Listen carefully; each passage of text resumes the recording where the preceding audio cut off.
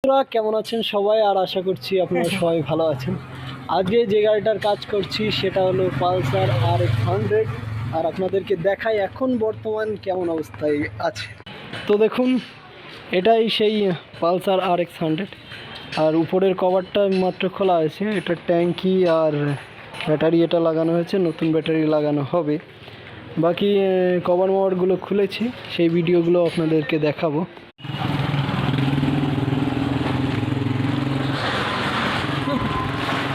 জিনিসটাকে তোমার ভিডিও বানাও। হ্যাঁ ধরো, আর এদিকে আসো, আমি খুলবো।